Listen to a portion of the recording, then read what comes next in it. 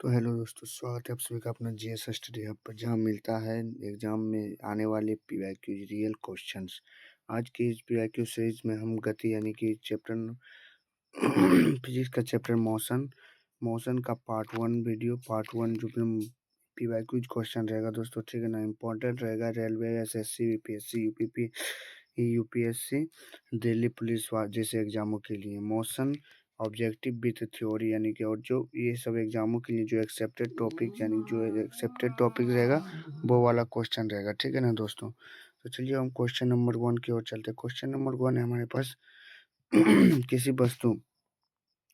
किसी वस्तु की स्थिति समय के साथ बदलती रहती है तो वह अवस्था क्या कहलाती है। किसी वस्तु, मान लीजिए कि ये वस्तु है, ठीक है ना, ये एक वस्तु है, ये एक सेकंड में यहाँ पे आ गया है, तो यानी ये स्थिति को क्या कहेगा, यानी कि ये गति में है, ये व्यायाम में है, दूरी है या विस्थापन क्या है। यानी अरे जो यहाँ पे था वस्तु वो यहाँ पे आ गया, तो ये क्या है, गति में ही है ना। तो ऑप्शन नंबर बी जो होगा ये हमारा राइट आंसर हो जाएगा, ठीक है ना। चलिए हम क्वेश्चन नंबर 2 की ओर चलते हैं। क्वेश्चन नंबर 2 देखिएगा क्या है। चली गई वास्तविक पथ की लंबाई को क्या कहते हैं। चली गई वास्तविक पथ की लंबाई को क्या कहते हैं। यानी यहाँ पे एक वस्तु है, ठीक है, वो यहाँ से यहाँ तक, और ये जो पथ जो यहाँ यहाँ से यहाँ तक जो दूरी तय किया है, यानी ये वस्तु यहाँ से यहाँ आ गया, जो ये बीच वाला दूरी जो तय किया है, इस दूरी को क्या मतलब ये पथ को क्या कहेंगे, इससे हम क्या कहेंगे, दूरी कहेंगे। क्या कहेंगे, ऑप्शन नंबर बी, दूरी कहेंगे, ठीक है ना। चलिए अब हम क्वेश्चन नंबर 3 की ओर चलते हैं। क्वेश्चन नंबर 3 क्या है। दिशा सहित प्रति इकाई समय में चली गई दूरी को क्या कहते हैं। यानी कि देखिए, एक होता है कि किधर भी चल गया हो, किधर भी किसी भी दिशा में चल गया हो, लेकिन एक होता है कि एक सेकेंड में हमको पूरब की ओर ही चलना है, या एक सेकेंड में हमको पश्चिम की ओर ही चलना है। तो ये जो दिशा दे रहा है ना, ये दिशा की जो जिसमें दिशा दे देगा उसे क्या कहेंगे, उसे हम वेग कहेंगे। क्या कहेंगे, वेग। तो ये हो जाएगा option number C. Option number C जो होगा वो हमारा राइट आंसर होगा, ठीक है ना। चलिए क्वेश्चन नंबर 4 की ओर चलते हैं। स्पीडोमीटर किसे मापता है। स्पीडोमीटर किसे मापता है। तो इसका आंसर हो जाएगा ऑप्शन नंबर सी, यानी कि चाल को मापता है। किसको मापता है दोस्तों, चाल को मापता है। दूरी को किससे मापा जाता है, दूरी को किससे मापा जाता है, तो ओडोमीटर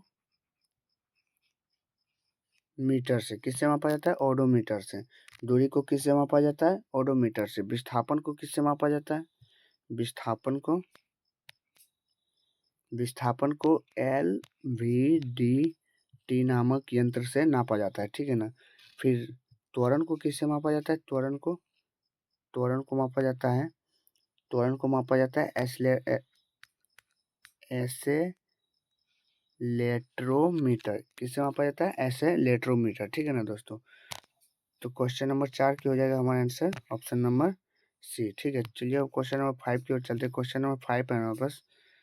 ओडोमीटर का उपयोग किसके मापन में किया जाता है। ओडोमीटर का उपयोग किसके मापन में किया जाता है। तो इसका आंसर हो जाएगा ऑप्शन नंबर सी, यानी कि दूरी के मापन में किया जाता है, ठीक है ना। तो क्योंकि देखिए ऑप्शन नंबर ए में क्या है, चाल को हम किससे मापते हैं, स्पीडोमीटर से। किससे, स्पीडोमीटर से, ठीक है ना। स्पीडोमीटर से मापा जाता है। फिर क्या है, फिर है बेग को किससे मापा जाता है, बेग को मापा जाता है दोस्तों, बेग को एनीमोमीटर से। किससे मापा जाता है, एनीमोमीटर से, ठीक है ना, एनीमोमीटर से।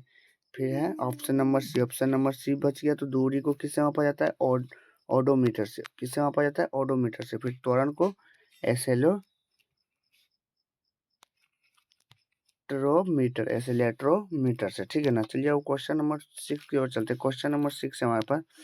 समान चाल से चल रही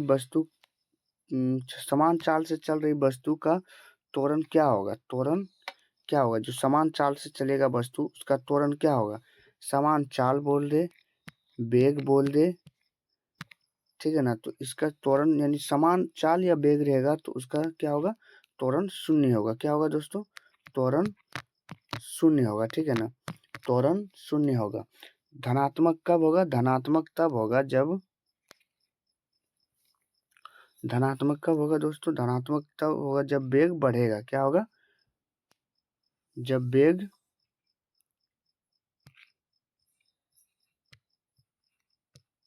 बढ़ेगा, जब वेग बढ़ेगा और जब वेग घटेगा तब क्या होगा, ऋणात्मक होगा। क्या होगा, ऋणात्मक।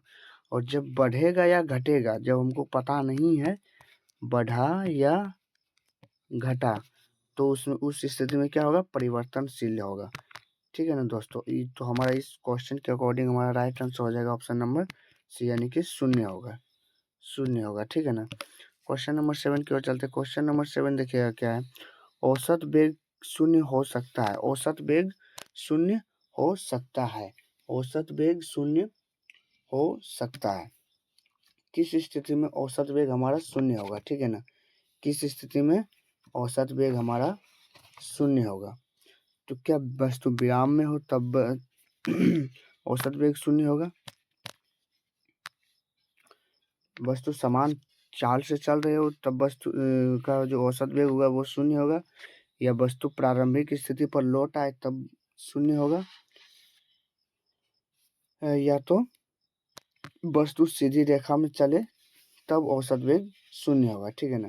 तो इसका आंसर हो जाएगा option number C, option number C. देखिए औसत वेग वास्तविक में क्या है, वास्तविक में ये विस्थापन है। क्या है, विस्थापन, विस्थापन, विस्थापन है। क्या है, विस्थापन है। तो विस्थापन मतलब कब शून्य होता है, जबकि मान लीजिए यहाँ से एक वस्तु चल रही है फिर यहाँ तक चला आया। ठीक है ना। मान लीजिए रुकिए, यहाँ पे ये वस्तु यहाँ से चलना शुरू किया है, यहाँ से चलना शुरू किया है और वो आगे जाए, मतलब पहले यहाँ पे गया फिर यहाँ पे आ गया। ठीक है ना। यानी कि यहाँ से यहाँ गया और यहाँ से यहाँ गया, तो इसका विस्थापन क्या होगा, यहाँ से यहाँ तक शॉर्टकट वाले के रास्ता को ही तो विस्थापन कहते हैं। और अगर ये मतलब यहाँ से यहाँ गया अब फिर यहाँ चला आया, तो यानी कि विस्थापन कुछ हुआ, यहीं पे रह गया ना, तो इसी स्थिति में ना शून्य होगा। यानी कि वो अपना प्रारंभिक स्थिति पर जब लौट आएगा तब क्या होगा, उसका शून्य होगा। क्या होगा, शून्य होगा। ठीक है ना दोस्तों, क्या होगा, शून्य होगा। ठीक है। चलिए हम क्वेश्चन नंबर 8 की ओर चलते हैं। क्वेश्चन नंबर 8 क्या है हमारे पास। वेग की परिवर्तन की दर को, वेग की परिवर्तन की दर को क्या कहते हैं, यानी वेग में परिवर्तन होते रहेगा, लगातार परिवर्तन होते रहेगा, तो उसे हम क्या कहेंगे दोस्तों, उसे हम त्वरण कहेंगे। क्या कहेंगे, त्वरण कहेंगे। वेग के परिवर्तन की दर को क्या कहते हैं, त्वरण। चाल, चाल किसे कहते हैं, चाल यानी कि सिर्फ चले, किसी भी दिशा में चले, उसमें दिशा नहीं दिया रहेगा, तो क्या होगा, वो चाल होगा। विस्थापन, विस्थापन यानी कि शॉर्टकट वाले रास्ते को, यानी देखिए मान लीजिए ये है बिहार। ठीक है ना। ये क्या है, बिहार। फिर यहाँ पे क्या है, यूपी। यूपी होते हुए बिहार गया। ठीक है ना। फिर यहाँ से दिल्ली, मतलब यूपी से, मतलब देखिए बिहार से कोई व्यक्ति यूपी होते हुए कहाँ गया, दिल्ली। ठीक है ना। अब दिल्ली से गया लेकिन देखिए कितना घुमा। अब इसी में अगर कोई रास्ता होता यहाँ से यहाँ वाला, तो ये शॉर्टकट ये छोटा बुझाता ना। यानी शॉर्टकट, हमेशा शॉर्टकट वाले रास्ते को क्या कहते हैं, विस्थापन कहते हैं। ठीक है ना।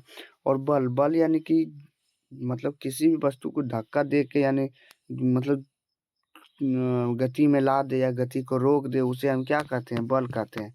या दिशा में परिवर्तन कर दे, उसे हम क्या कहते हैं, बल कहते हैं।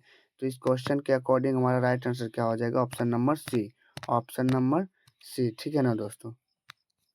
चलिए हम क्वेश्चन नंबर 9 की ओर चलते हैं। क्वेश्चन नंबर 9 देखिएगा क्या है। क्वेश्चन नंबर 9 है, ऋणात्मक त्वरण को क्या कहा जाता है, ऋणात्मक त्वरण को मंदन क्या कहा जाता है, क्या कहा जाता है, मंदन, मंदन कहा जाता है। यानी मंद, ऐसे समझिए कि कोई कम होता है तो उसे क्या, मंद स्थिति में कम, इसलिए इसे मंदन कहा जाता है। ठीक है ना। क्वेश्चन नंबर 10 की ओर चलते हैं। क्वेश्चन नंबर 10 है, न्यूटन का प्रथम गति नियम किससे संबंधित है, न्यूटन का प्रथम गति नियम किससे संबंधित है, तो ये जड़त्व से संबंधित है। किससे संबंधित है दोस्तों, जड़त्व से। जड़त्व का नियम किसने दिया था, गैलीलियो ने। किसने दिया था, गैलीलियो ने, गैलीलियो ने। और इसी को मॉडिफाई करके न्यूटन ने इसे न्यूटन मतलब गति का नियम बना दिया। ठीक है ना। इसी को मॉडिफाई करके, यानी कि जड़त्व का नियम का क्या कहता है, जड़त्व का नियम ये कहता है कि अगर कोई वस्तु रुका है तो वो रुका ही रहना चाहता है, और अगर कोई वस्तु गति में है तो वो गति में ही रहना चाहता है। ठीक है ना। तो चलिए अब आशा करता हूँ ये 10 क्वेश्चन की सीरीज आप लोगों को अच्छा लगा होगा और ऐसे ही मज़ेदार क्वेश्चन। और ये तो पार्ट 1 था दोस्तों, ठीक है ना। पार्ट 2 इसमें पार्ट 3 भी जा सकता है क्वेश्चन, क्योंकि क्वेश्चन मतलब चैप्टर थोड़ा लॉन्ग है, ठीक है ना, इसलिए क्वेश्चन ज़्यादा होना लाजमी है, ठीक है ना। सारे के सारे क्वेश्चन पीवाईक्यू था दोस्तों, ठीक है ना। भले ही हमने बताया हो को किसी एग्जाम में, देखिए 10 नंबर वाला क्वेश्चन एनडीए में पूछा गया था क्वेश्चन, ठीक है ना। तो एनडीए 2020 में पूछा गया था क्वेश्चन। फिर एक 9 नंबर वाला क्वेश्चन देखिए एएलपी में पूछा गया क्वेश्चन था, एएलपी में पूछा गया क्वेश्चन था, ठीक है ना। फिर 8 नंबर वाला सीएचएसएल में पूछा गया था क्वेश्चन।